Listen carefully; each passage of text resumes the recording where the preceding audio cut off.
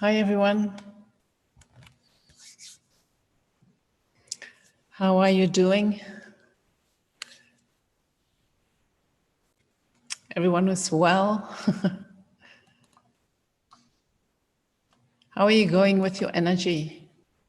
You know, does it take a lot of energy to be here twice a day for 2 hours? Or are you enjoying?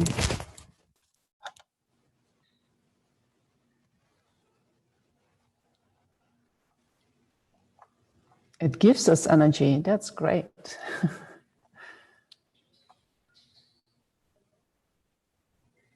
That's wonderful.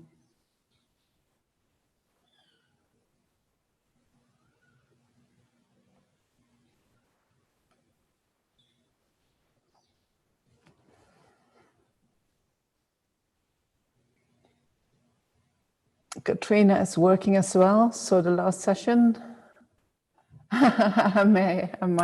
we may see you snoring. That's good that you are muted, so we can't hear you. Samya says, universe is helping me easily attend the 2 sessions and my teammates at work been very supportive. That's fantastic. Wonderful. I'm glad you are enjoying. I'm always open to hear suggestions for improvement, you know, so if you feel that things could be done better, you can let me know and I'll think about it. And if I agree, I will implement the things. Working and trying to attend the sessions at the same time. You're listening at work. Or maybe you're at home doing your work.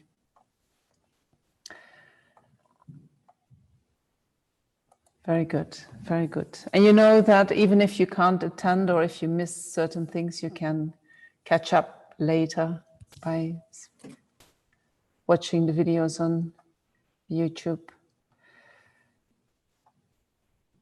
For Dharma, we can do 10 times a day if needed. You're very motivated.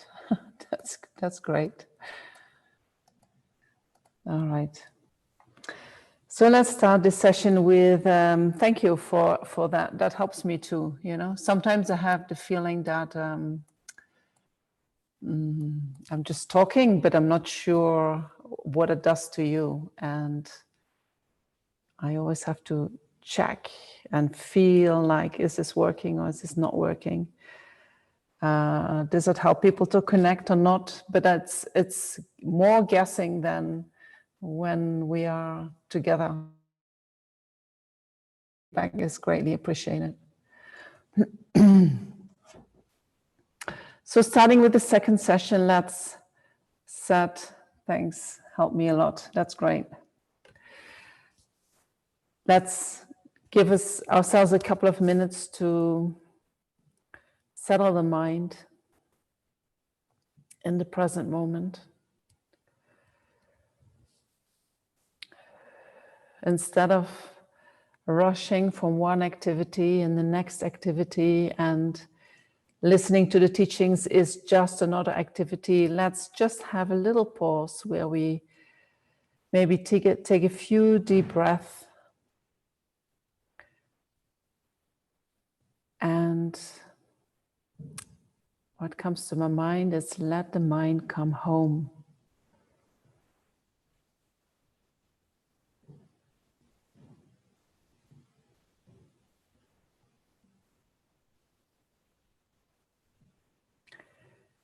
Being in these teachings is really a moment where you do not have to do anything. You are present and you hear whatever you hear. You absorb whatever you absorb. You do not have to do your best to become really good.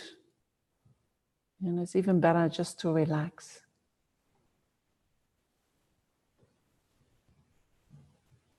Relaxing doesn't necessarily mean being inactive. Not doing anything doesn't necessarily mean being inactive. You can engage in actions, but you don't give it extra effort. So you can think, but you don't try your best to think.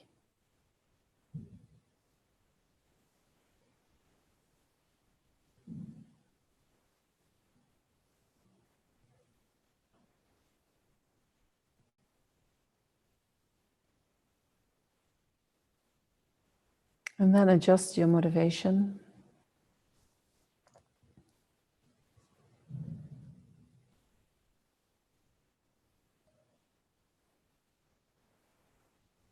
Why are you here?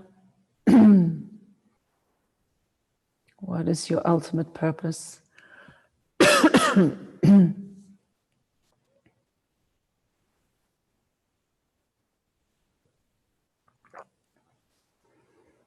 And try to make that bigger than yourself and bigger than this moment and even this life.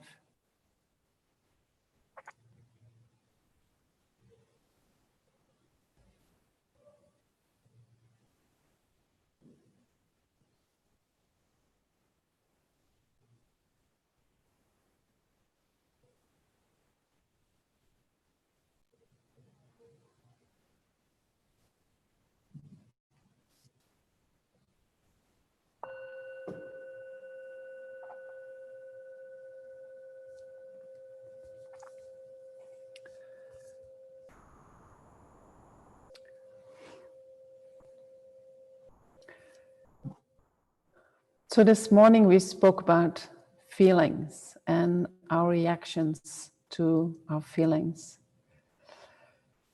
In general, we can say we have pleasant feelings and we have unpleasant feelings. And then in Buddhism, we talk about neutral feelings, but I'm going to leave that out of the discussion for now because it's not going to help in the discussion. So feelings arise in our mind when we make contact with physical or mental objects. Feelings arise in every moment of consciousness. It is called an omnipresent, what they call mental factor. It is something that arises in each moment of mind. And when we experience pleasant feelings, attachment follows. And when that pleasant feeling subsides, craving arises that desires to experience it again. And so the nature of the mind that engages with its object like this is dissatisfaction. I want always more, always more. You know, it's like whatever I get as soon as craving comes, the nature of craving is it is not enough. I want more. So the nature is dissatisfaction. And so that disturbs the peace of mind because its nature is a kind of agitation, you know, I want more.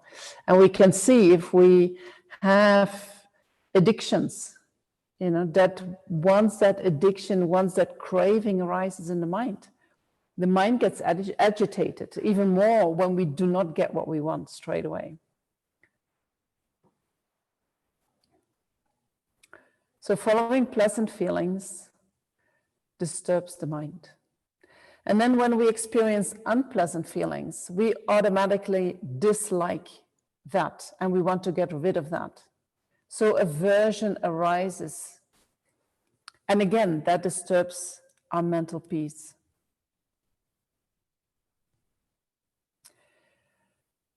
So let's look into happiness. You know, in Buddhism, happiness not only refers to the happiness of experiencing pleasant feelings. There are two types of happiness, and I think I did mention that this morning, right? One is the pleasure that we experience, independence upon when there are pleasant feelings in the mind. And the other happiness is in freedom from disturbing emotions. It is a freedom from attachment. It is a freedom from aversion. And that freedom has the nature of joy and happiness. Right? Just as when attachment is in the mind, it has the nature of dissatisfaction and disturbing the mind. so has the freedom of the disturbing emotions a nature of joy and happiness. That happiness is a peaceful happiness. That happiness is a happiness that comes with a feeling of satisfaction. So this is the happiness that I think most of us would like to experience that. And so then we talked also a little bit about suffering, or I started talking about that. And what I mentioned is that suffering is, for us, experiencing pain or experiencing unpleasant feelings, pain, fear, and that can come in all kinds of gradations. But according to Buddhism, that is only the most coarse form of suffering, and it is called the suffering of suffering or the suffering of pain. So it is the first of 3 types of suffering that are explained within Buddhist context. So the other 2 are the suffering of change and the suffering of conditioned existence. So what is the suffering of change? That refers to, and that sounds very strange when you hear that for the first time, but it refers to all the pleasant experiences that you have. They are called the suffering of change. Why? Because they are in the nature of suffering. Because whatever we experience, which is pleasant, that doesn't last, it is not stable, and it is dissatisfactory by nature. You know, even if we have wonderful experience, soon after that the feeling comes, something is missing, you know, if it's not complete. If I also would have this, it would be even better. Do you recognize that? Even if you get something really wonderful, you know, very soon comes that we see some kind of flaw, or that it could have been done better, or some comment comes. So then in Buddhism we say that is not real happiness. And why is it not real? Because if the pleasure that we experience produced by, for instance, I mean, chocolate works for many people. If that will be real pleasure, then everyone who eats chocolate should experience the same pleasure. If the pleasure that we experience from eating chocolate is coming from the chocolate and is real, then anyone who puts chocolate in the mouth should experience the same thing.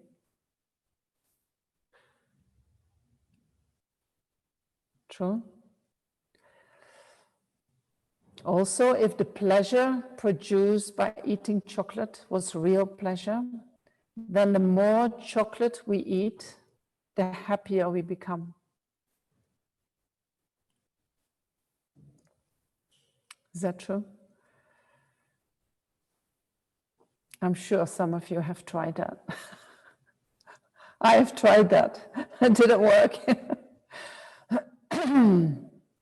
You know, whatever we indulge in, what we really like, if we keep going in that activity, there is going to be a point that the pleasure turns into suffering.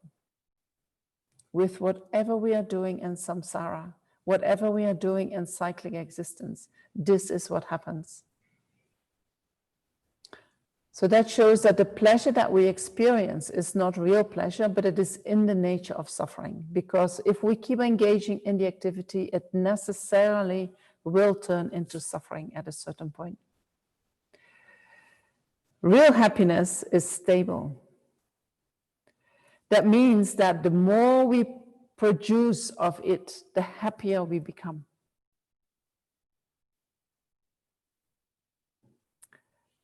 There is no point that changes into suffering.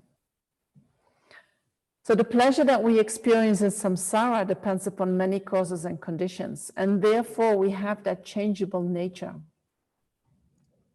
While the happiness that is the freedom from the disturbing emotions, so that real happiness, that doesn't depend upon causes and conditions. That is permanent.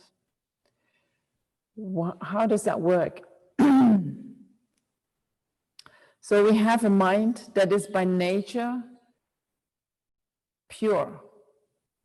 And then in that mind, the disturbing emotions arise. But these disturbing emotions, they do not belong innately to the mind. They are adventitious, which means that they can be removed. So when we remove the disturbing emotions, then what is left is that pure mind. Right? And so that freedom of the disturbing emotions, that removal of the disturbing emotions, that is a permanent state. That is a state that you do not fall back from. And so because it is a permanent state, it is stable. It doesn't change moment to moment.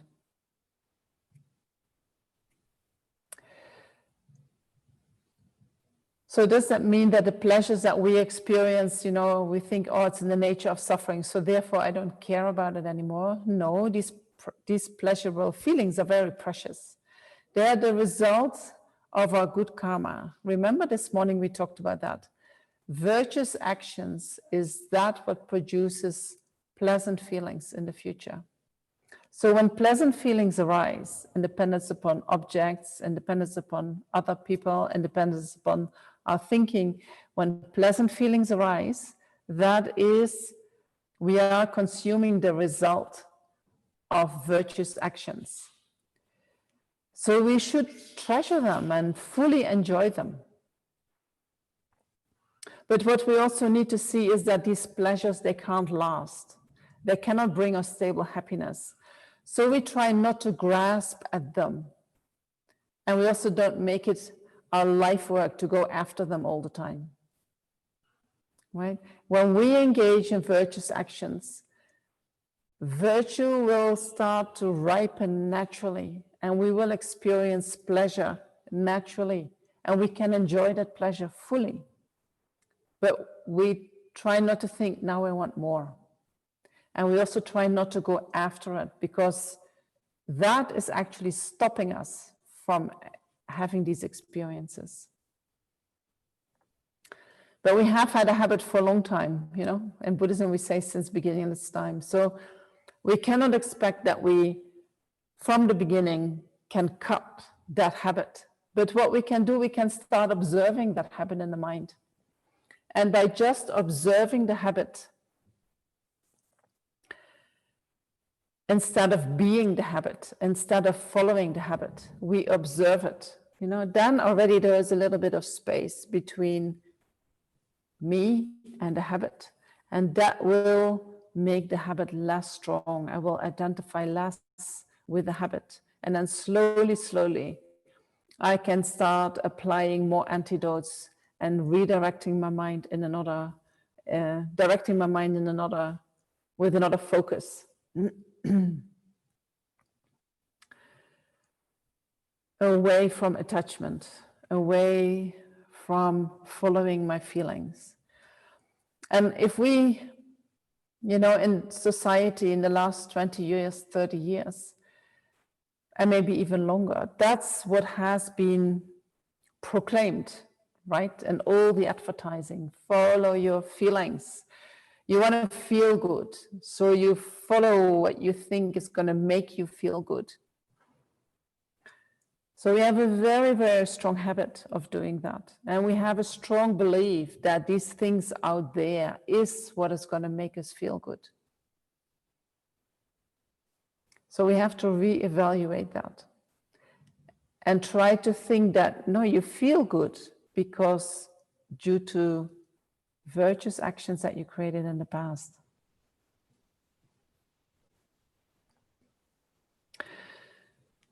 So that is the second type of suffering, the suffering of change. And then there is a third type of suffering, which is called the all-pervasive compounded suffering. Or what I find easier to grasp is the suffering of conditioned existence. And the meaning of conditioned existence is that we take rebirth under the influence of karma and delusions again and again. And due to karma and delusions, we are not free. Because karma and delusions, they bind us, you know. Due to karma and delusions, we take a body and a mind that is produced by karma and delusions. So my body, your body, is produced, came into existence due to karma and delusions. And that body and mind that we have is constantly producing karma and delusions. In every moment that we follow our feelings, you know, we go on the automatic pilot. We are producing delusions. We are producing karma. And whatever we experience in life is coming from karma, and we react to that with our delusions. And so then on top of that, our body and mind are totally under the control of disturbing emotions. You know, if I have strong attachment arising in the mind, I want to have something, you know, I want to have whatever, chocolate, coffee, whatever you like, I want to have that. That is attachment telling you, and you identify strongly with that attachment and you follow that attachment. You believe it is me that wants that, but it is your attachment that is craving. And so that attachment controls our body and our mind. So there is no freedom from that. Freedom means that you are aware of the attachment and aversion that arises in the mind, and you are aware, of course, of the feeling that is there, and you have a choice of what you're going to do with that. Most of us, most of the time, do not have that freedom.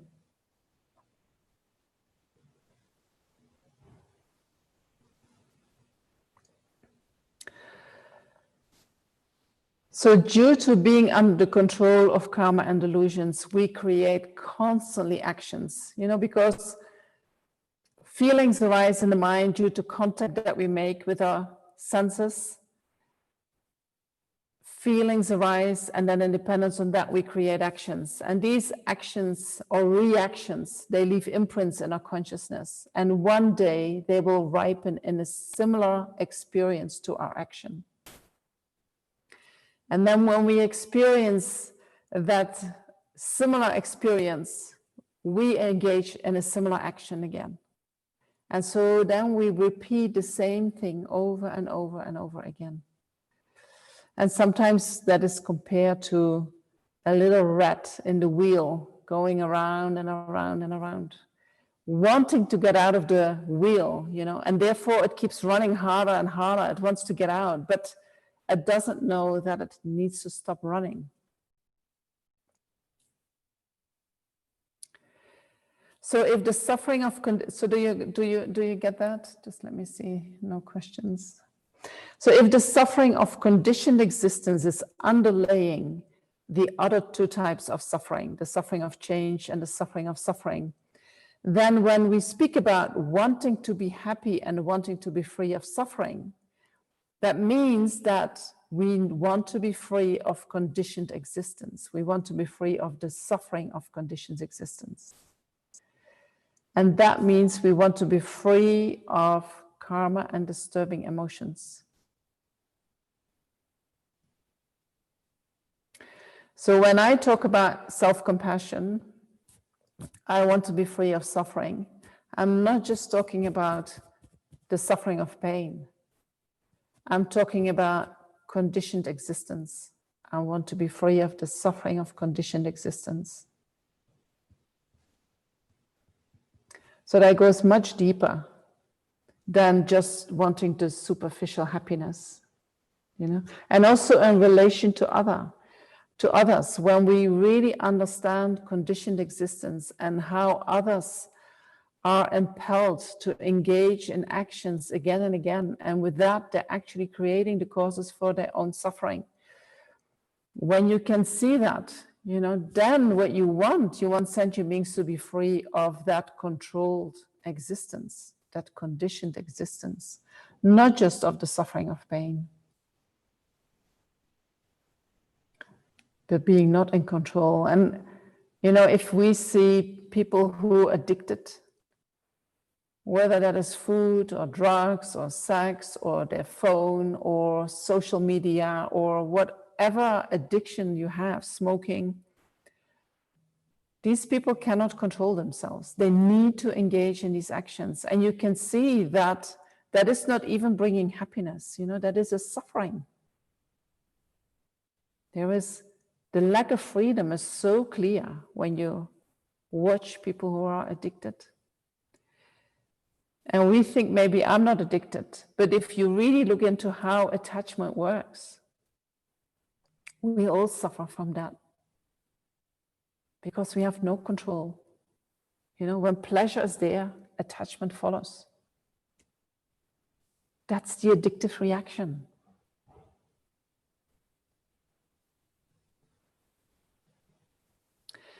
So what drives us in doing these actions? And those who have been in the course on, what was it called? Self-compassion or becoming your own therapist, they have seen what I'm going to put up now. What is driving us? Let me see, can you see the whole thing? Yes. So what is driving us is called the 8 worldly concerns. What that is our motivation for engaging, producing constantly attachment when pleasant feelings arise and aversion when unpleasant feelings arise. We have a craving for getting more material things. We have a craving for comfort. Right? When there is money in your purse, you want to go out and shop. You want to buy things. And when you buy things, you have this kind of pleasure arising in your mind. And sometimes it lasts a little bit longer. But we want to have things. We like to buy things. And we want to be free from the craving. We want to be free from not having material things, not being able to buy. We want to be free from having discomfort.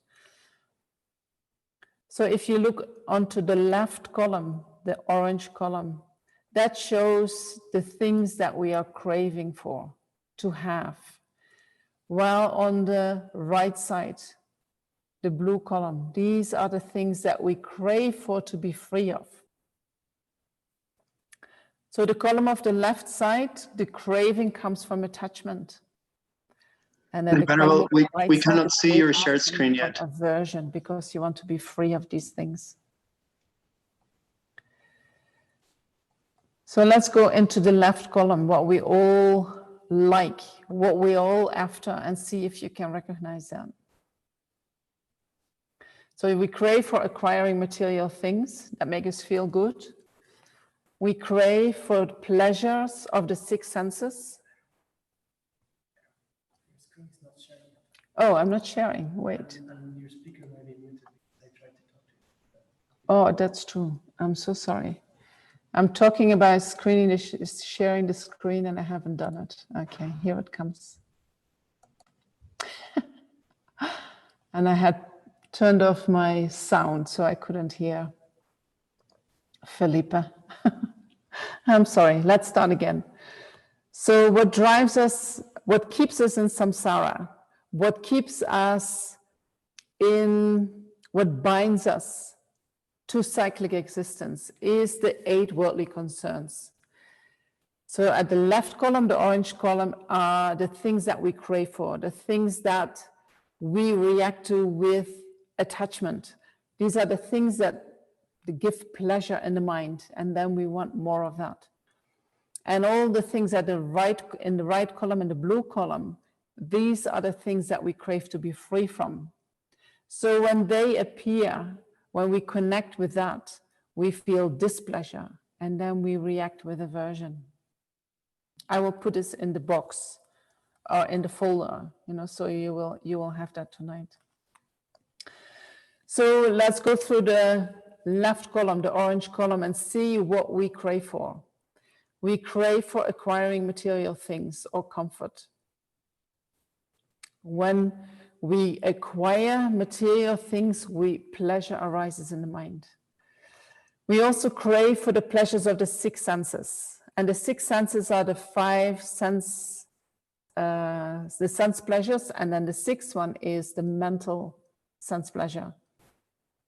So we crave for pleasure that we experience from engaging with the visual objects. You know, we like to see nice forms, nice colors. We like to hear nice sounds. We like to taste good food. We like to experience pleasantness on our body. For instance, you like to wear certain materials. You like to be touched in a certain way or on certain places. And then we like to smell nice, how you call that? Not smells, sense. So we are always after that, somehow. If we have a choice, we choose for the things that give us pleasure. And then the mental sense is the one that thinks about nice things, beautiful things, thinks about events, thinks about persons, thinks about other things. Whatever way of thinking brings pleasure to your mind. That's where we like to go. And so then we also crave to hear sweet, ego-pleasing words. We like to hear that people appreciate us and, you know, tell us how wonderful we are and how much they love us, and whatever works for you, you know.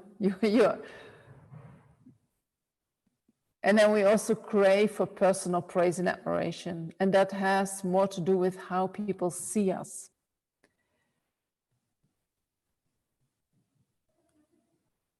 Also how they talk about us behind our back.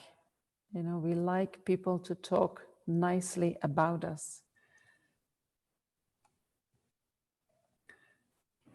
So when we have all that in life, we have quite a good life. Right? We are successful. We have, how you say that? We had some scores. You know, you go out and you score some points. And that gives good feelings. That somehow stimulates the hormones that help us to feel good. And so then if we look into the right column, these are the things that we do not like. These are the things that we try to be free from. So we try to be free from not being able to acquire things, from discomfort. We crave to be free of the displeasures of the six senses, right? If we put food in our mouth that we don't like, we stop eating. Immediately, I don't want this. You know, even if we're hungry, we might decide, I prefer not to eat than to eat this. But if the hunger is too big, then the displeasure of being hungry might be bigger than the displeasure of eating not such nice food. So then you eat the food. Right? And so then we also crave to not hearing ugly, displeasing sounds. You know, if people verbally abuse us or use harsh words, we don't like it. We can feel very hurt, or we just don't like it. It gives a feeling that is, you know, when you're on the street and you hear somebody say something that you don't like, that is not flattering for you, you feel hurt, you don't like it. You move away from these people. And we also crave to avoid personal slander, or I can't read what it is written there. Let me have a look. Blame or criticism. In general, we do not like criticism, but especially when it is not true. We also don't like personal slander, but especially when it is not true. right? But in general, we don't like it. So what we are doing with our attachment and aversion, with our delusions, we crave to get more of the orange column. You know, we want to have constantly something from that side of samsara. And we try to be totally free of everything on the right column. And we know that we cannot be free from everything that is unpleasant, but we are very good. As soon as something arises, we have a method that takes us away from that. Right? We know really well how to avoid that. We learn that, especially in this life, I think. This is what we are taught. I believe in schools, by advertising, in social gatherings of society. This is what is taught. We are praising the people who are really capable of having a lot from the left column. We like people with money. We like people who have the capacity to go out and have only good things. We like people who have so many friends around them, who speak nicely to them. We like people who have a reputation. And we do not like people who are failures in that. Right? So we have learned, go for the left column and avoid the right column. We do that intuitively already, you know, but somehow you can increase that striving by rewarding one side and denigrating the experiences of the other side. All right, so keep that in mind and I'll come back to you. Where is the column? Oh, sorry. I didn't read the text either. I had the paper in front of me, so I couldn't see anything anymore except the paper. You were all really onto that. And we'll get to the ego, Koshi. Give me a little bit. So in order to wanting to be happy, we follow our feelings and we are only focused on the happiness of this life, right? If you looked into the column, that was all about this life. And it has a lot to do with happiness right now. I want to be happy right now. It's sometimes very difficult to postpone our gratification, right? If we put our mind on something, we want to go out for a nice dinner, and then we arrive somewhere and the dinner is not that nice, you know, and you can see the disturbing emotions coming up. We cannot think, we don't like to think, oh, next time I have a nice dinner. We want it now. I paid for it, I want it now. That's the happiness of this life. Happiness of this life we find with attachment. Being free from suffering of this life, we find with aversion. These are disturbing emotions. So if we are so short-sighted, what we are actually doing is we create causes for suffering again and again and again. In an attempt to be happy, in an attempt to be free of suffering, we create causes for suffering again and again.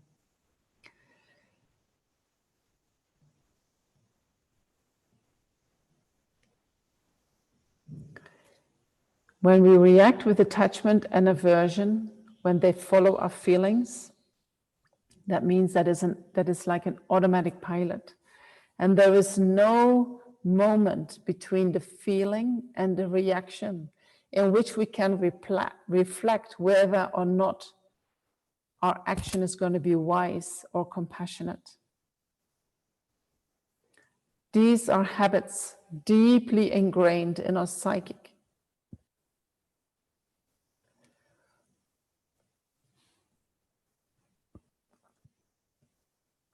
And if we look into what is attachment and aversion actually doing, you know, aversion is freeing us from the suffering of suffering.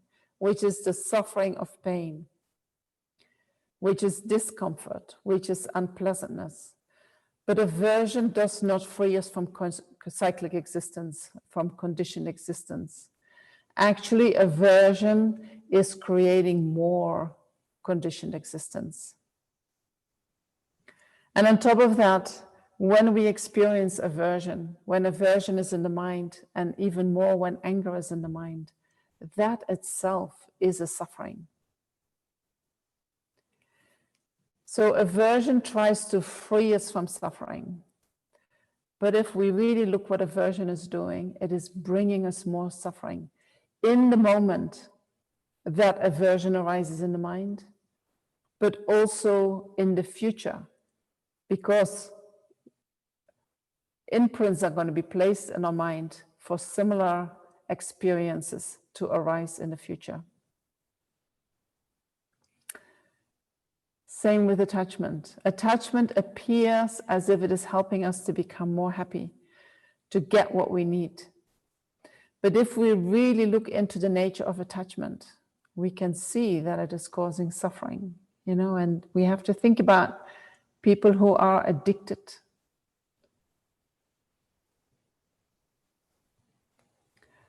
The more attachment we have, the more we wear ourselves out.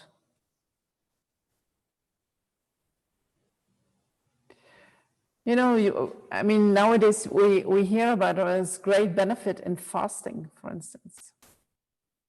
Fasting, your body starts functioning better, your mind feels better, you look better, right? You stop following your attachment that wants to eat. And then there is a whole improvement of your physical and your mental state. Stop following your attachment and that will happen. If you want to know what is going to help you to become really old, is when you reduce your attachment. If you want to know what can make you really sick, is let your attachment increase. You know, that is what is behind sickness.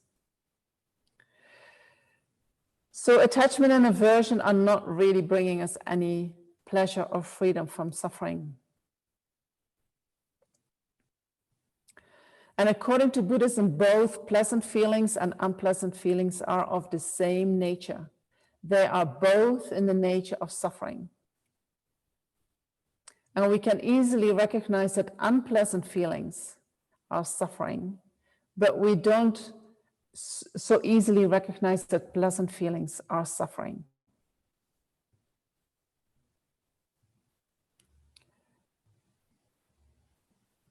So what we call pleasure, you know, the pleasurable experiences, sometimes you think, you know, why is that suffering? Or why is that in the nature of suffering?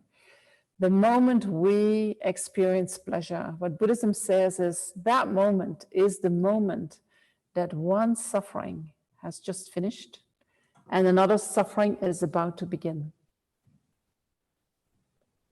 So for instance, if I'm really hungry, you know, and I wait a long time, the hunger becomes almost painful. That is the suffering of being hungry. Then the moment I have food and I put the first bite in my mouth, you know, that bite is so fantastic. That moment, that bite is so fantastic because in that moment, the suffering of hunger has stopped. And the suffering of eating is about to begin. If I keep engaging in that activity of eating, we know that the pleasure of tasting the food becomes less with every bite we take. And at a certain point, we feel we have enough, right? And then normally we stop eating. But what if I would continue eating? You know, any pleasure that I had starts to turn into suffering. And then if I keep eating, suffering, more suffering, then I stop eating. You know, I'm relieved that I stopped eating. There is, although you have maybe pain in your stomach, there is also the relief of stopping the eating. And so in a way, we go in our life from pleasurable experience to pleasurable experience. And you can see it when you're on your phone, right? What is it what gives you pleasure? You know, that there is, for instance, when you post things and you get a like, every like gives a kind of a little shot of dopamine in your body, which gives you pleasure. But the pleasure is very short, lasts only a very short period of time. And then it almost goes into a depression. So what you need to be doing is you need to keep finding ways to produce that dopamine in order to keep feeling good. But if you check, you know, it doesn't work. Because if you do that on your phone for a while, and then you put your phone away, you feel miserable. No? You never feel totally uplifted. And that is also not a happy feeling that is going to last a long time. It's very short. So we have the capacity to produce that hormone that gives us a happy feeling. And somebody asked yesterday, I think, how do people use our attachment, right? How do they have control over us? So they know that when we look, this is the reaction in our mind, and we like to feel that. If people would tell us, you can stimulate that same hormone in your mind by accomplishing certain tasks. Every time when you accomplish something, that hormone gets produced. You know? So then you can put yourself, you give yourself certain things to do on a day. I need to do this and this and this and this. And if you sit down and you do these things, your body naturally produces that hormone. And it does that in a way that it lasts a bit longer than how it is produced when you use your phone. Same feeling, same hormone, you know. But we believe I need to do that on social media in order to get it. No, you don't. There are all kinds of ways how we can produce happiness hormones in our body without depending upon external objects. We just have forgotten how to do that. And we have learned to believe that it is only happening when we engage with sense objects in the outside, from the outside world.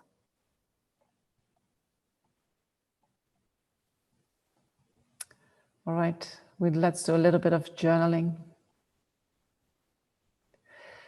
And we don't have to do that so long, maybe 8 minutes. And what I would like you to think about is, think of any activity that gives you pleasure. And I will look at it once you start.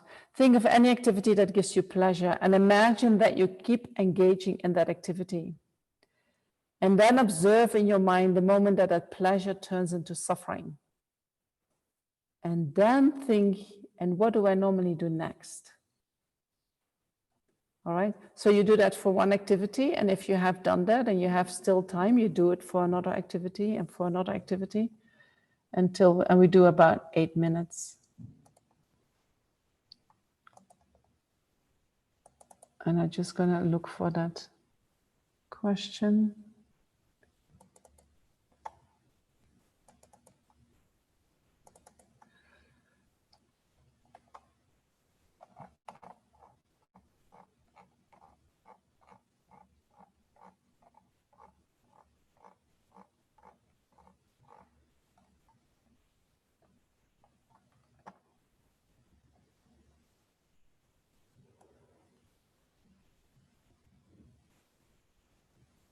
Oh, I see, I had another one.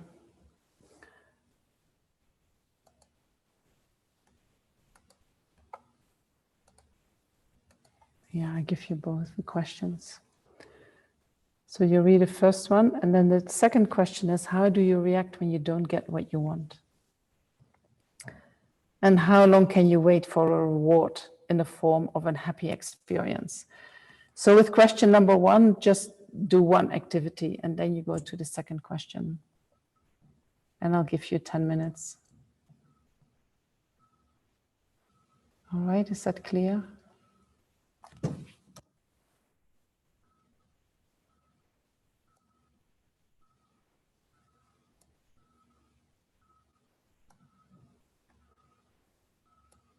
So the question is in the chat. I'm sorry, I didn't have it straight at hand.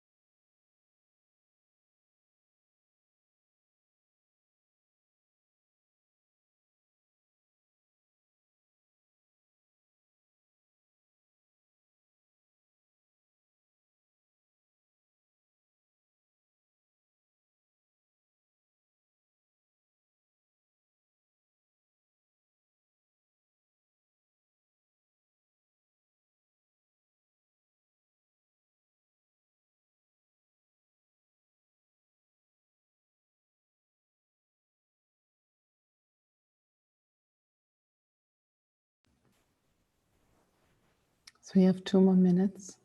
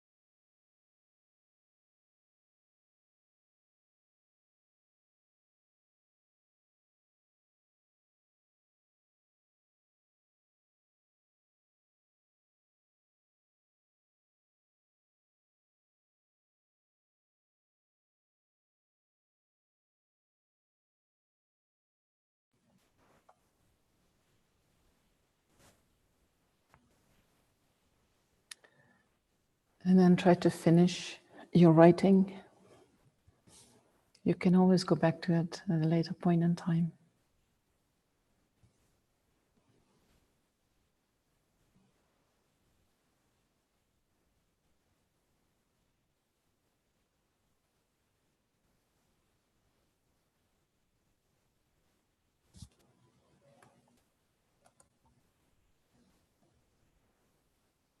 Okay, I can continue.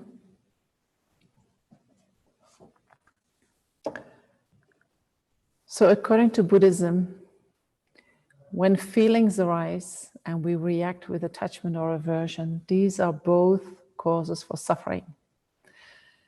Besides that, the fact that we are focused on the happiness of life, of this life, we are also focused on my happiness or the happiness of those that we love.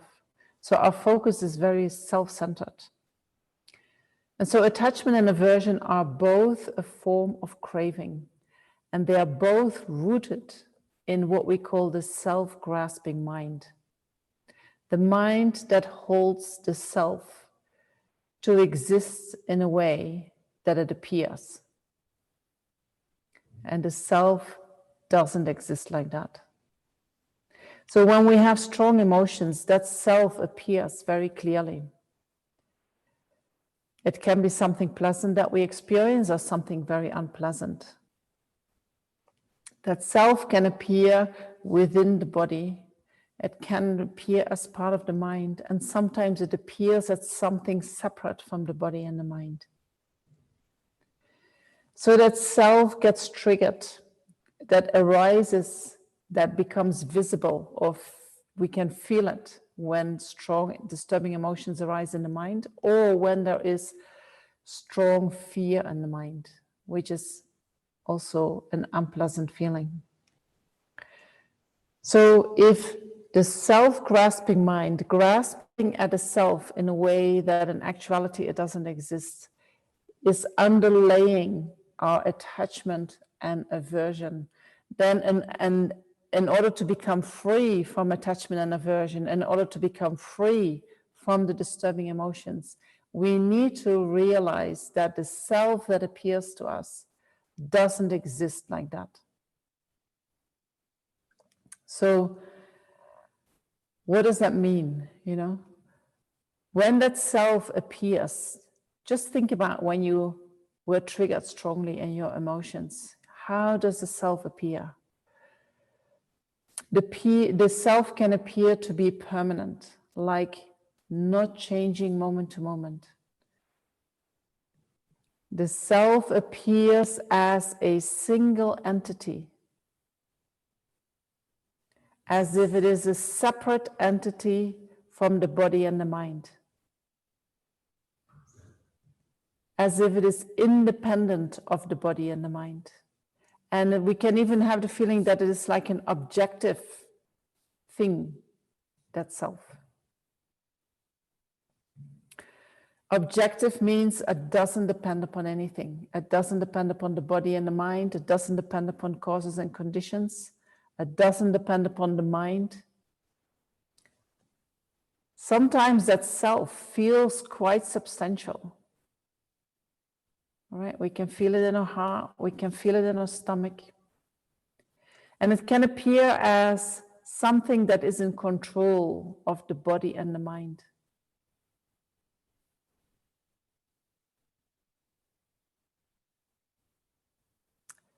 But in actuality, Buddhism says such a self, how it appears to us, such a self does not exist. Some people get immediately scared and say, what, does the self not exist? No, the self does exist, but not that one that appears to us. In that way, the self does not exist. We make the self more solid than it is in actuality. We make it into an object. You know, what appears to us, we believe the self is that. And so in some situations,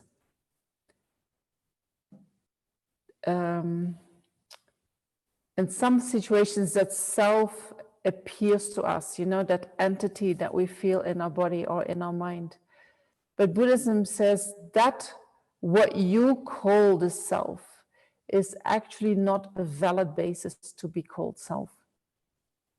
And so I need to explain that. So give me a little bit of time to do that.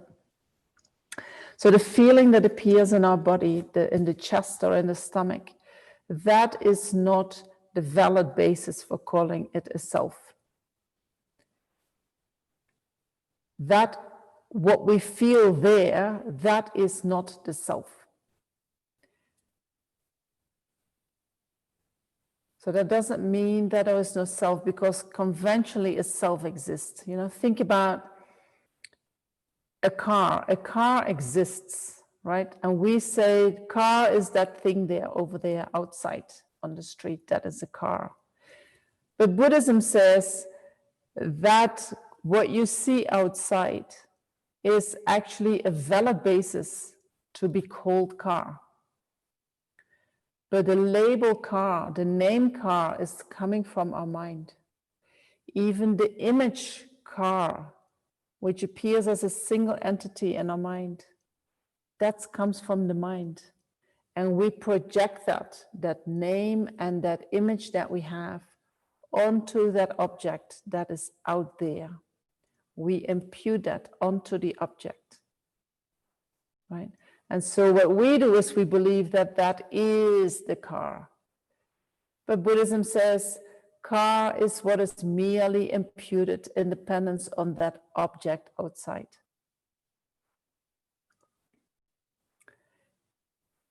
In the same way, the self exists.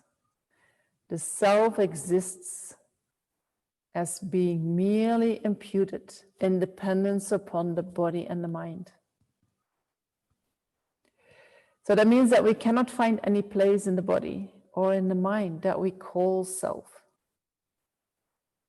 The self is something different from the body and the mind. It is what is imputed in dependence upon the body and the mind.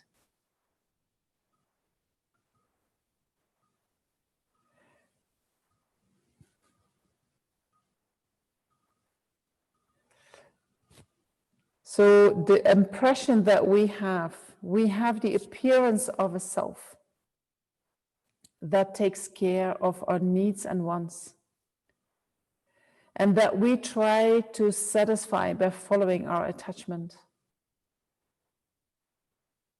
You know, the self is the one who has the needs and the wants, and the self is also the one who is giving us that, right? We identify with all these things. But we have needs and wants, and then it is attachment that actually brings us what we want. That self that appears also needs protection from suffering, and for that we use our aversion and anger. And so then also independence on that self, we can have all kinds of beliefs that what that self is. You know, we can, for instance, thinking, well, my real self is the one that is actually not good enough. My real self is actually not lovable. And so I create another self that makes that I cannot see my real self. And that other self, that is taking care of all kinds of things. You know, we are quite complex about how that self exists, that identity that we have. There are many aspects, there are many parts that we can find in that. And at the same time, it appears as one thing to us.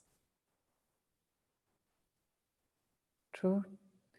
And so Buddhism says all that is not who you really are.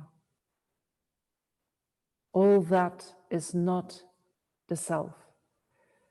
We are empty of that. And empty of that means, you know, in the beginning it can be threatening. Oh my God, and if I don't have a self, then what is it? You do have a self, but not that one that is appearing to you. Not that one that you identify with. And if that is not the self, we can let go of all that. We can free ourselves from that. And so that anything that arises in dependence on that self, our attachment, our aversion, our jealousy, our pride, all that we can also eliminate. That when we see that that self that we believe in doesn't exist in actuality in the way it appears to us, then whatever is produced in dependence upon that self-grasping, that belief in a self, our attachment, our aversion, that also automatically is removed from our mind.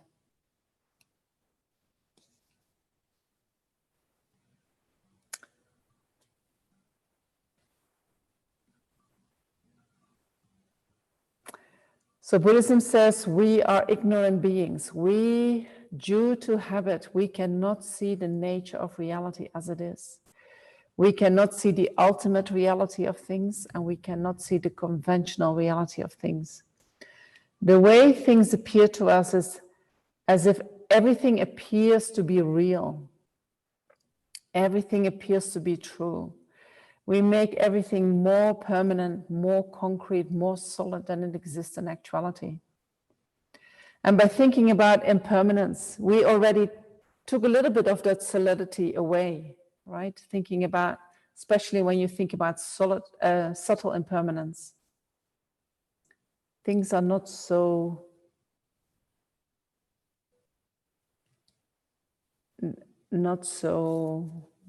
when you start seeing that there is movement within everything in every moment, the solidity, the concreteness, the stability, you start to let go of that idea. Because in actuality, that doesn't exist. That is a projection of our mind due to our ignorance. So we are ignorant with respect to the ultimate nature of reality, which is that everything that exists lacks inherent existence, lacks being that unitary, solid, permanent entity that it appears to be. That entity is not present in anything. We are also ignorant with respect to conventional reality. So, and we can remove that ignorance by thinking about, well, if things do not exist in a permanent, solid, concrete, independent way, how do they exist? And then Buddhism says everything exists in dependence. Independence on causes and conditions. Independence on the parts. You know, so a car is only a car because it exists in dependence upon all the parts of the car. There is no car when there are no parts of the car. And everything also exists in dependence upon name and conception. And so by reflecting on that interdependent nature of all things, our grasping at solidity, our grasping at independent entities as autonomous entities, that starts to loosen up. And especially when the grasping at the self starts to loosen up, then it is much easier to change that attachment that arises in the mind, to redirect the mind. And also whatever attachment arises, it is coming from a place that is not so strong, holding on to, believing. And so therefore the attachment will be less intense. You will believe in it less. You know, it is still there, but somehow you know that that is not going to bring you what you want. So you don't follow it as easily with conviction that it's going to give you what you want.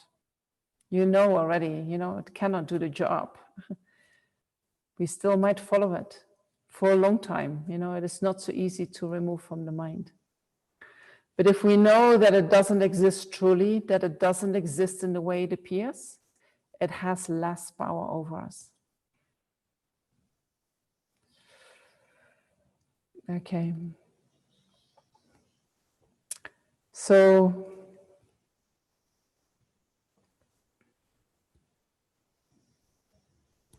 shall I do first the questions and then the discussion group, or you want to go in the discussion group? It's a very relaxed discussion today. Maybe we do that.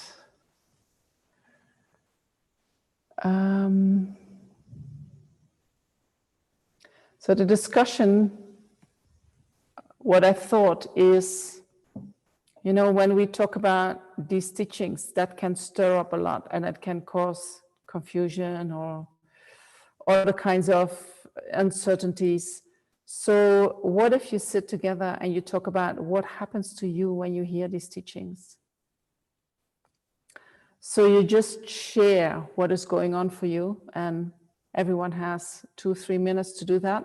And you can try to think, what do I need in this situation? And then at the end, you can let me know and I can see how I can help you to provide that.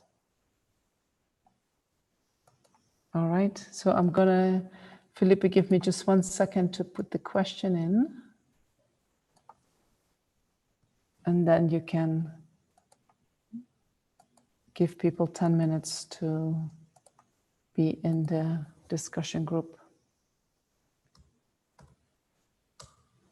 Okay, so what happens to you when you hear these teachings?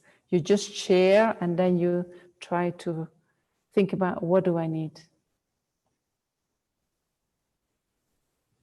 All right. And I'll see you back in 10 minutes and then we'll do some questions and answers and a meditation.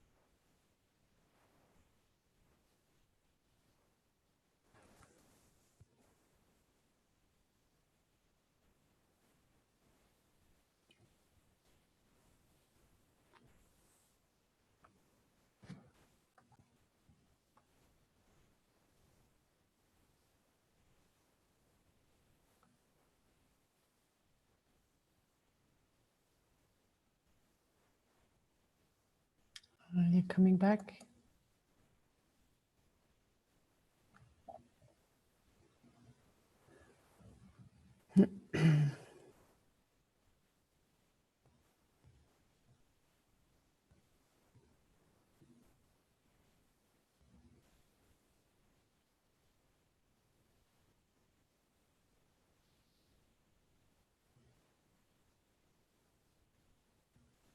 Everyone is back? Okay.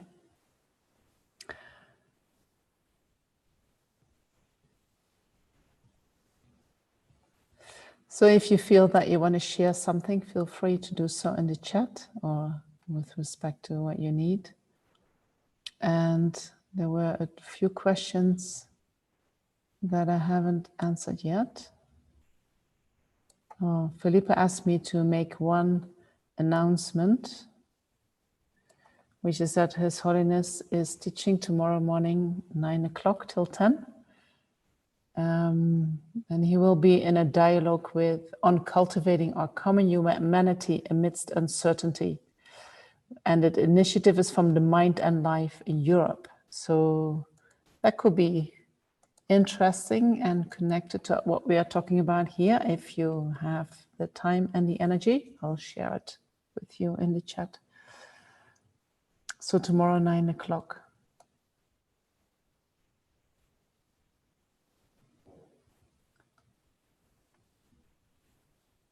So Emilio asked about, so I'm a little bit, if you guys put a question privately, is that you don't want me to call your name? Or is that I do not want to put you out there, right?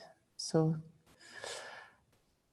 and I can just say that somebody says, when I think of the activity of holding space, I hope it makes sense, either by myself or with my loved ones. That feels like an endless, natural, blissful presence that just nourishes, but takes not away from me.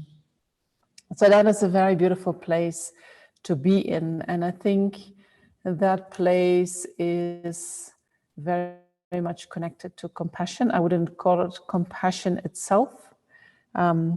But if you can hold the space, it is you allow to arise whatever is arising. And that can be very comforting, and that can be very nourishing. And at the same time, you're not involved in anything, so you're not going to be tired. I think you're tapping into the nature of your mind. And when you stay with that, there is just energy. So that's a beautiful place to be, and it is very wonderful for people around you when you do that. So somebody says, it's not just I who sees the car as a car. Others see it in that way too. Yes. So how is that not a car? So it is a car in the sense that we all have agreed that we call that a car. So you say that there is my car, however, we do the things, we do not have to change anything in that. You keep calling it a car. But what we believe is we believe there is some carness, car, as if car is the object. And Buddhism says car is what we have made up with our mind. We have agreed. We have given the car the name car. We have agreed with everyone that that is how we call something that has four wheels and looks in a certain way and can drive us around. We have agreed that we call that car. But if you start looking in that object that is driving around and you think, well, which part is actually the car? What is the car? Car is one entity. What is it? And you start investigating, you go look inside the parts of the car. You cannot find car within the parts of the car. Car is something different. And then you can say, well, car is the collection of the parts. But if car would be the collection of the parts, then I can put all the parts on a pile and you would say that's a car. And you wouldn't say that. So car is what we create in our mind. It is an image of that object, a simplified image, and it is a name. And we project that onto that object. And we all agree that we call something like that a car. So we say car does not exist inherently. Car does not exist in that object. And so when we're going to do a meditation on the non-findability of the I, because the I, the self, exists in a similar way. And that is, so we're going to do that in order to give you a little taste that, we have this belief, but maybe it's not like that. Maybe it is different than I always thought it was.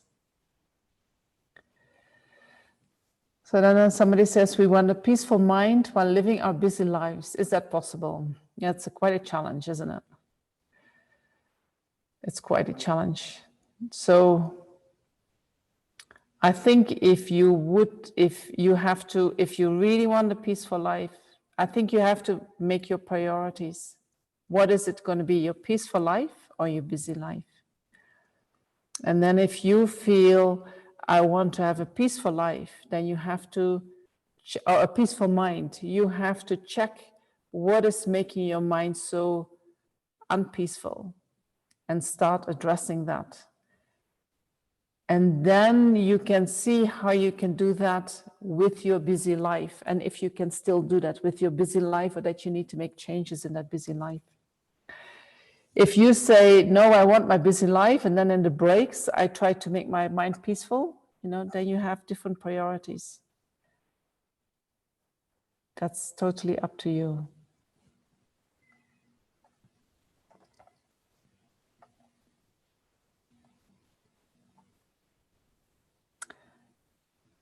So there's what happens when you hear the teachings: nourishment, shaking up, affirmation, support. What do you need? Practice. Yes, we're going to go to the practice, I hope, from tomorrow, because now we know where is the problem. And we can see the problem arising on different levels of the mind, and we can address each of these problems with practice. And so we're going to talk about that, and we're going to practice that as well. And fear and Buddhism, I'll talk about that tomorrow. Fear and Buddhism, there are different kinds of fear, right? Sometimes fears are called wholesome, like the fear for the lower realms. That can be a fear that helps you to move away from actions that would impel you there. And then there is this other fear, which is the result of our negative actions. And we're going to talk about that tomorrow, because I think many of us have experienced that at the moment. So not a problem means, and somebody says, I need a guru or a lama. You already told me that. So we'll talk about that after the course. Now you can share my information. Okay, that's good. On my computer, the only options are to share with you or the host. Oh, that's true. That's true. Sorry, I forgot about that. So I can share with everyone, but you can only share with me or with Felipe. That's true. So I won't ask that question anymore. Can we enjoy something and not full of attachment? Yes, fully. That whatever pleasure arises, we should fully enjoy that, because it's the result of our merit. It is a result of positive actions. So enjoy, no problem with that. You should enjoy, and it is not that we do not want to have pleasure. We try to create the causes for pleasure by creating virtuous actions, because it's pleasure that keeps us going. The path is already hard enough. Studying Dharma, practicing Dharma is not easy. So without pleasure, we will not be able to sustain that. So we need pleasure, and we should fully enjoy that. But then we let it go. We're not going to chase it. And then one question. A couple of us felt that some of these topics are deep and hard to follow, and sometimes we get confused. So we need to listen very closely because we feel like we may have lost the thread. Yes, the topic on self was hard to conceptualize, and I'm very aware that I gave you that in a minute. And I studied that for more than 4 years. So I fully understand that that is like, whoa, what was that, you know?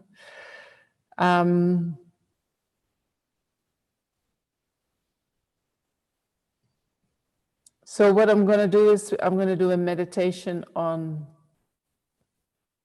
if you know that when you think about something or when you think about the self, there is this feeling that of an entity within your body or within your mind, something that you feel that is the real me.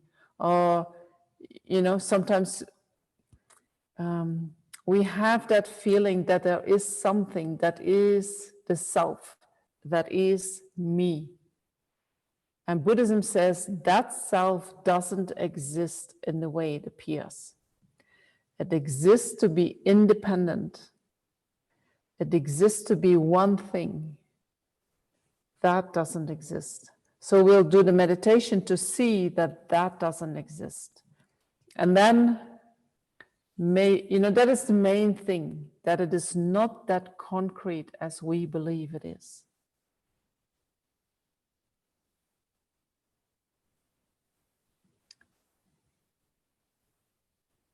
If everything is interdependent to function, we must still create an idea of something. Yes, these are subjective. So how else would we define those things we must define? So yes, we have, there is no problem with having ideas. There is no problem with calling things a car. There is no problem with calling the self the self. The problem is what we believe is real. That's the problem. So we keep functioning in the way we function, but the only thing that we try to do is see that it is not as real as we believe it is.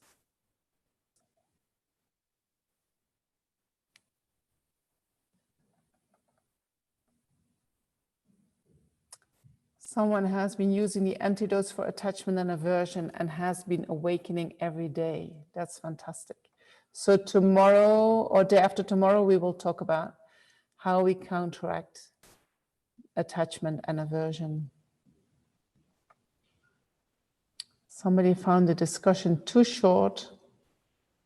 It's hard to find time for everyone in the group to speak.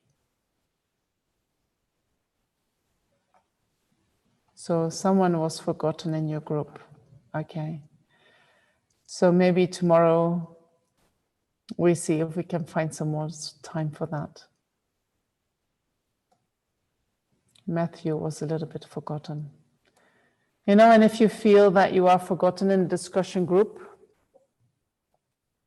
and you feel it was too short, give yourself some time afterwards to sit with the question and to reflect upon it. Because something in you wants to express itself, and it is good to give that time.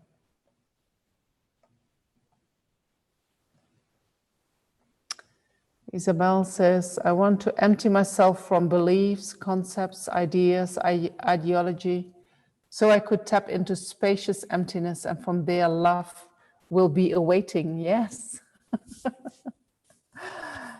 Wouldn't that be wonderful, Breaking down the concept and the beliefs. Some go very quick, and some we identify so strongly without that we cannot even imagine how to live without them, how to be me without them. But, when we engage in the path and we start applying, we start practicing, bringing the mind more in line with reality, then we will get there for sure. I have an attachment to learning like these courses. Is that a bad attachment? So I would call that is a healthy desire, right? We have desire, and part of desire is our attachment, and that desire creates the causes for suffering.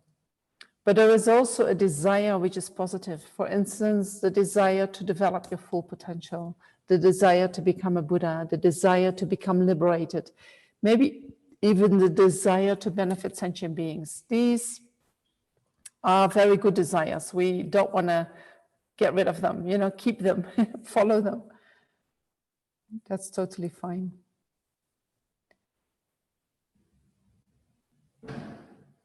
So Paula suggests discovering Buddhism online is good. If you want to have more background information, that's true. I'm helping there with the discussion forum, so you'll see me there again. And she recommends the book, How to See Yourself as You Really Are, in order to understand emptiness better and to understand the lack of that self that we believe in, to understand that better.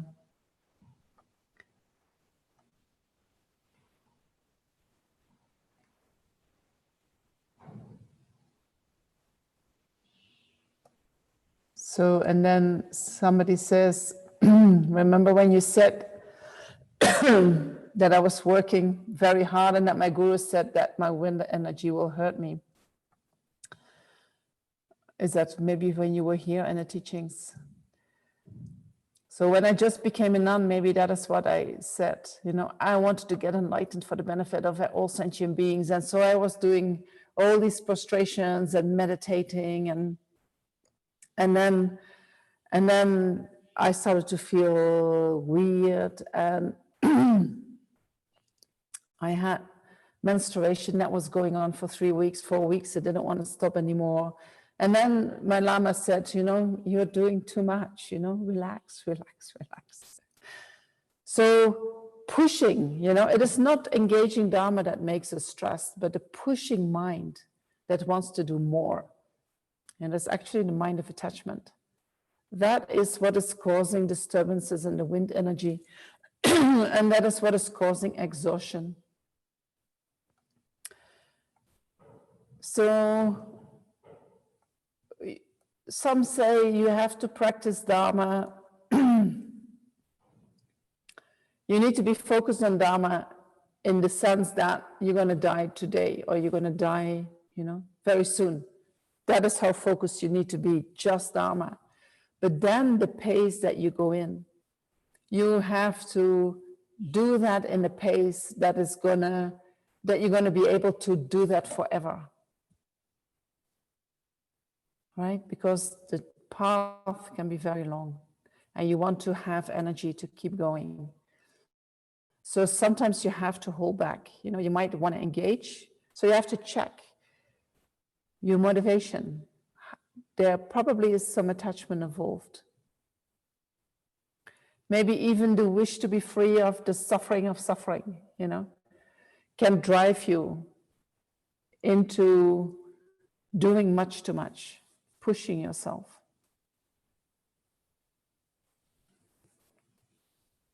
So I think you need to take it easy. Subu asked, which book of Kristen Neff do you recommend on self-compassion? She has a few books, all of them. I think her first book was called Self-Compassion. And so that is very good to read. And I think it is also available as an audio book on YouTube for free. And then she has a book which helps you to practice self-compassion with kind of exercises. And then the last book, I think maybe there was another book, I don't know that book yet. So I personally would start with self-compassion because you get the basic tools, and then, she also grows into that topic and learns more and more. But it is always good to follow her process so that you have all the stones, you know, that you need for building up that self-compassion, all the bricks, not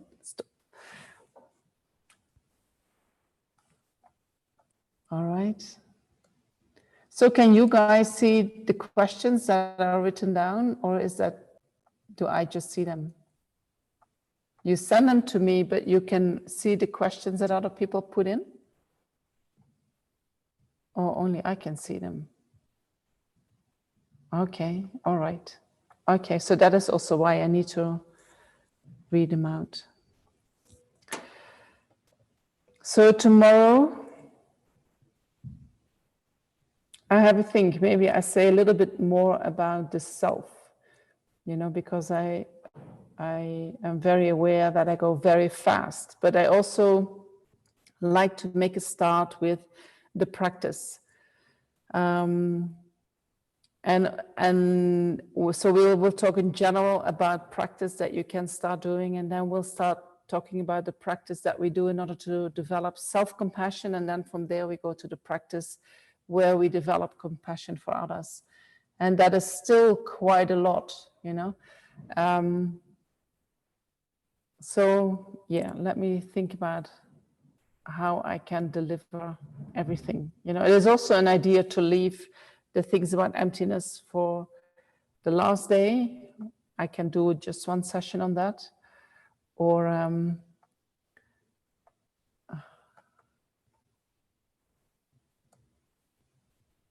there is a question about the books. So maybe I'll put the books in. Oh, sorry, I sent that to the wrong person. Let me do that again. Maybe isn't that book in the folder or on the internet? So the name of the person who started that whole self-compassion movement is Kirsten Neff, or Kirsten Neff. And there is a link to her website that Felipe just put in. She has on her website a whole page of resources where you can find many other books on self-compassion. So you can treat yourself. Will there be class tomorrow morning? Yes, why not? So His Holiness is teaching at 9 and till 10, and the class will be from 11 till 1.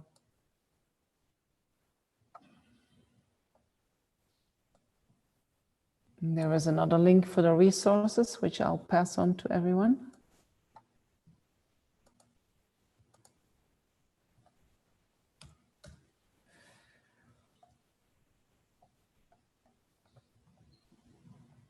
And also in the book of Thupten Jinpa, you know, he works with Kirsten Neff. He has some kind of explanation on self-compassion. I do not agree everywhere with him. And I find it a little bit chaotic for the way that, you know, we always process the information in our own way, and we somehow find the structure in that. And so we have different structures, and then it appears to me as being chaotic. But for him, it's probably very clear and logical. But, you know, you read for yourself, and what is not helpful for me is maybe very helpful for other people.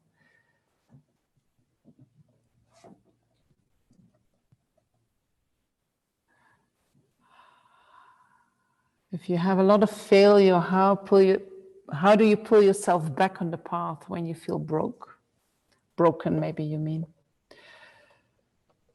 You know, I think with Dharma practice, I don't think we can, you say that you have a lot of failure, but I wonder if you can fail, you know. But one way of, if you feel that you messed up, you can say, okay, start again. I'm going to start again. Today, I'll start again. And you keep repeating that every time you start again. Because you have, you need to have a little bit of compassion for yourself in that as well. You have strong habits, lifetimes of habits. And so then we feel that if we make a determination that we want to make a change and we don't manage, we think we're failing. But maybe you put your expectations too high. Maybe you have to put them a little bit more down. Maybe you have to be more gentle with yourself.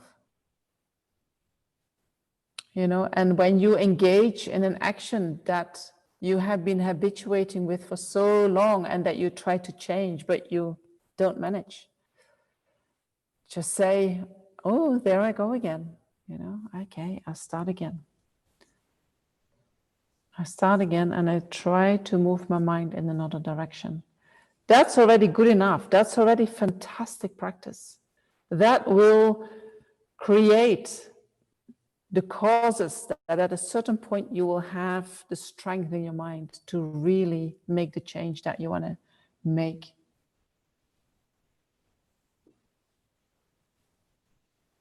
And so all the rest, I'll go onto that tomorrow. All right, otherwise we don't have enough time for the meditation. And I'm going to go over at least 5 minutes today. I hope that's all right with everyone. And if you feel you don't have the time today, please watch it later on YouTube. All right. Let's go to the meditation on the non-findability of the self. Knowing that if the self would exist inherently, we would be able to find that self, because that is the characteristic of existing inherently.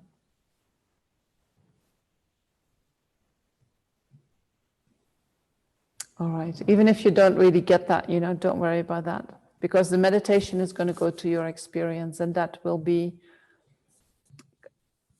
not difficult. I won't use difficult words.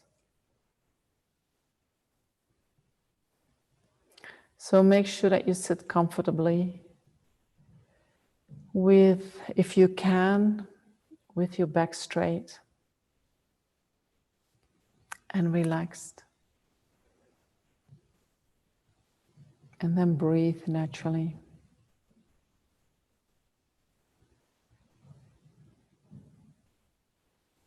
Allowing the mind to settle down.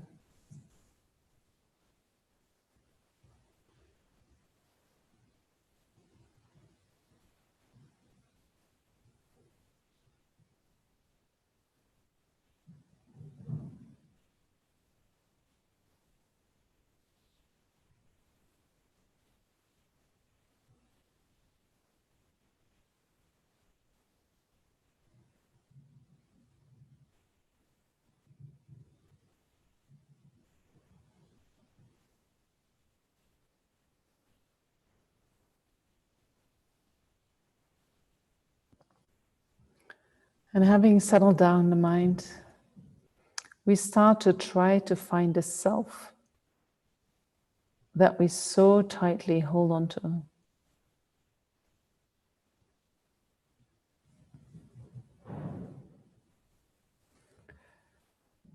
So if that self were to exist like we feel it does,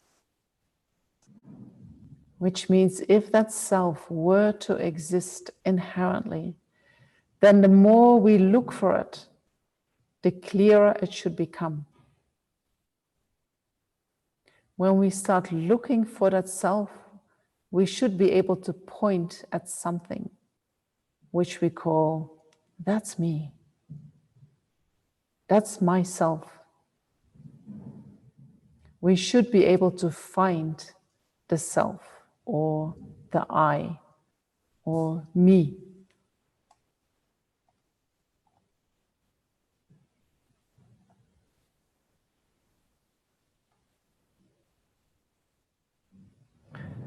So if we start looking for that self, and if that self were to exist inherently, we should be able to find it either within the body and the mind or outside the body and the mind. There is no other possibility. Think about that.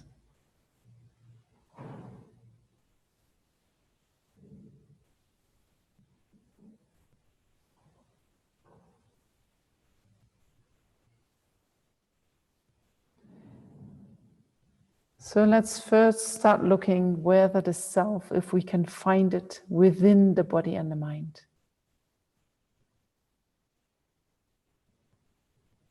So let's start with the body.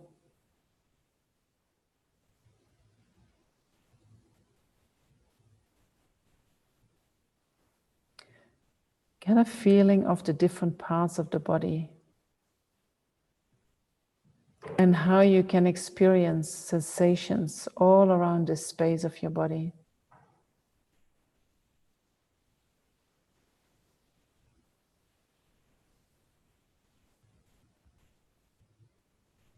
So get a sense of the limits and boundaries of your body and become familiar with your body as a whole.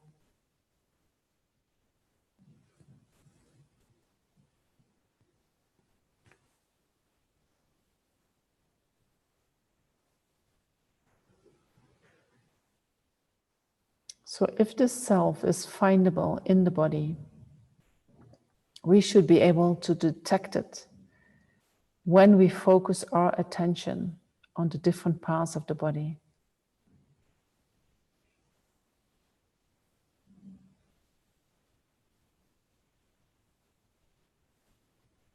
So can you find your eye in your hands?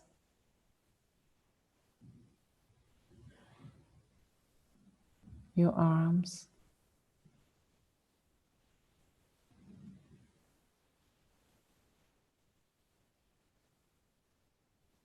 Or maybe in your chest?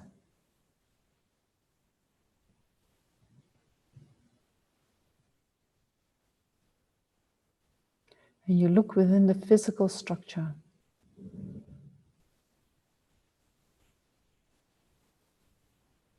Is there an eye in your chest?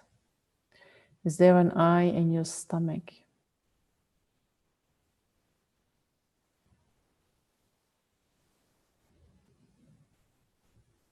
Or do you feel that it exists in your head?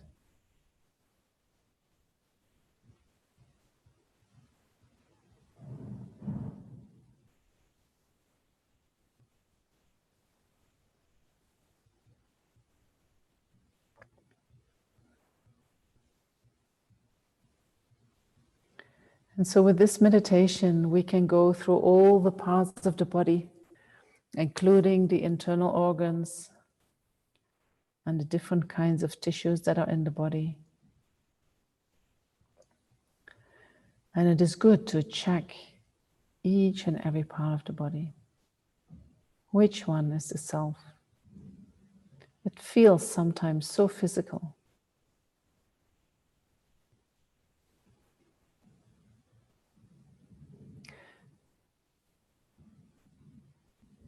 But so far, surgeons have never found any structure within the body that they took out and say, hey, look what I found. Here is the self. There is no structure in the body that we can point to and say, that is the self.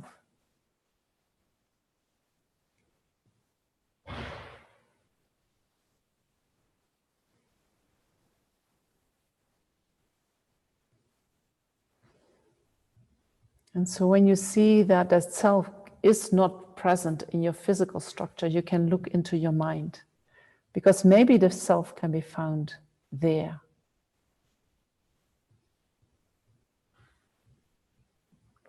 So if you think the self is part of your mind, then which part of your consciousness is the I? Is it your eye consciousness? Your ear consciousness? Your smell consciousness? your tongue consciousness, your bodily consciousness?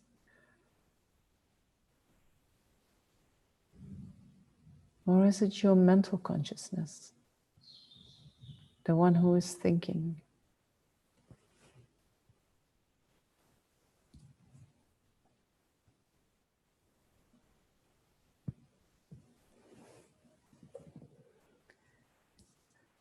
Or is the self what arises in your mind? For instance, your attachment, your aversion, your feelings.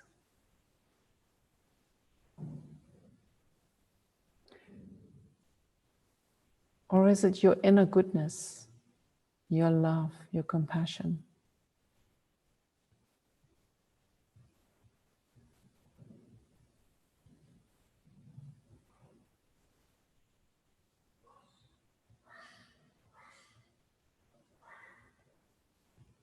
Is the I the observer or the witness? Or is the I what is observed?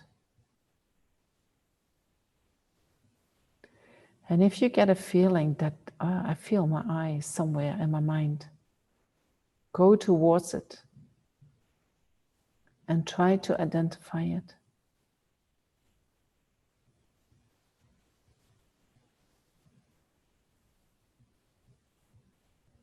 And if you can really pinpoint it, then your I cannot be anything else. Your I cannot change, and you cannot identify with anything else at any time.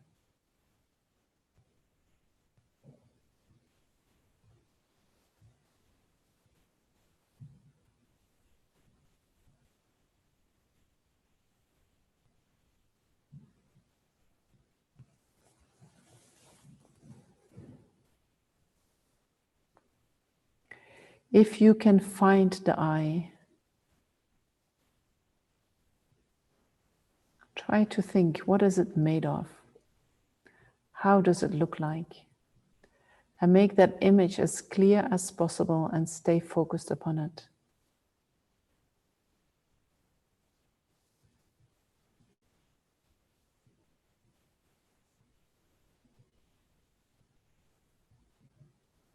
If that I really exists, it can never become anything else.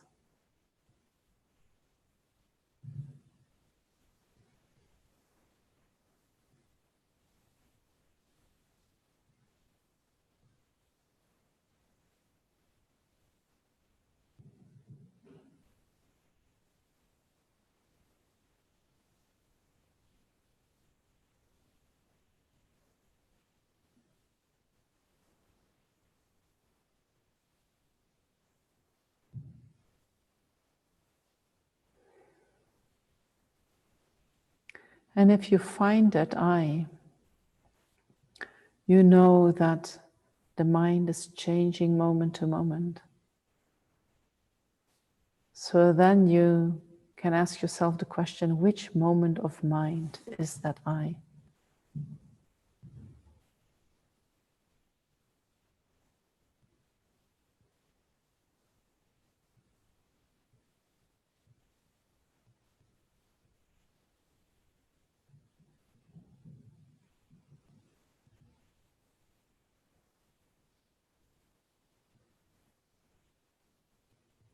So if you can't find the self in the body and the mind, we can check whether or not it exists separate from the body and the mind.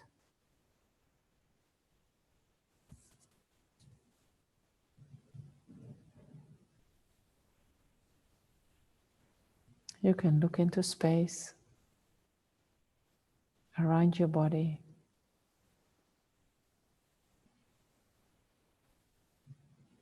And if you believe or think or see that that I exists outside of your body and mind, separate from your body and mind, make the image of the I really clear.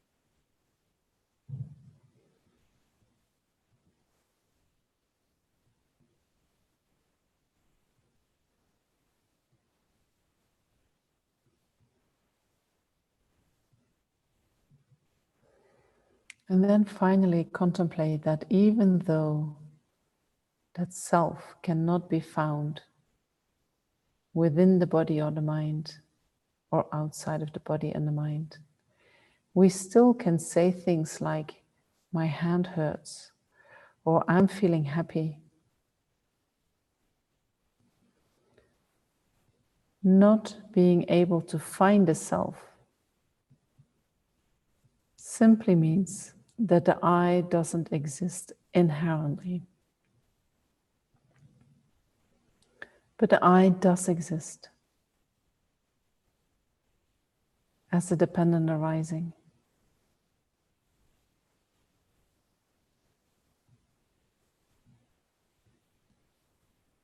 So therefore we can call all the parts of the body the I,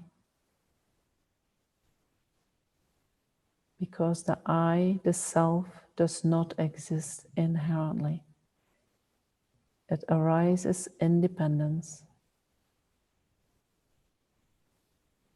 So try to focus on that conclusion.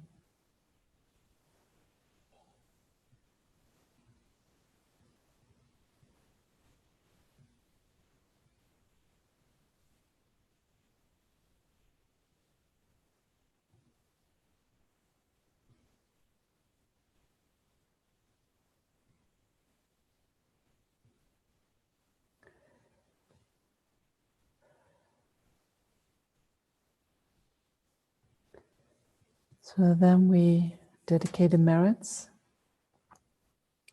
of doing this meditation, but also of listening to the teachings, participating in the teachings, reflecting on the teachings, discussing the teachings, thinking about it.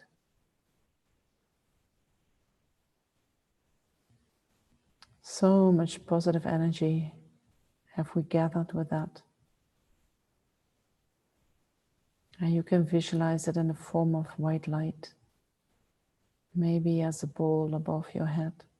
And we can dedicate that for the benefit and well-being of all sentient beings, visualizing that that light can spread out and touch each and every sentient being, bringing them all the happiness they need.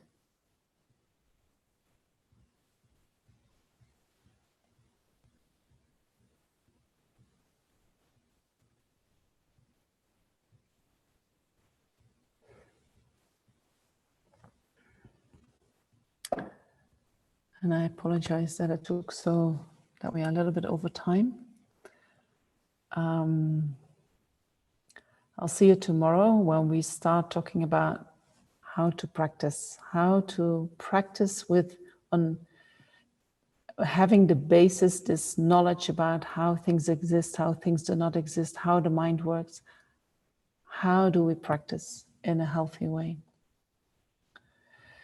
So we start at 11 o'clock. If you have a lot of time tomorrow and you want to watch His Holiness from 9 till 10, do so. I'm sure that's really can be very beneficial for, I mean, it's always beneficial to listen to His Holiness, but I have the feeling it's somehow his topic is related to what we are doing in the course.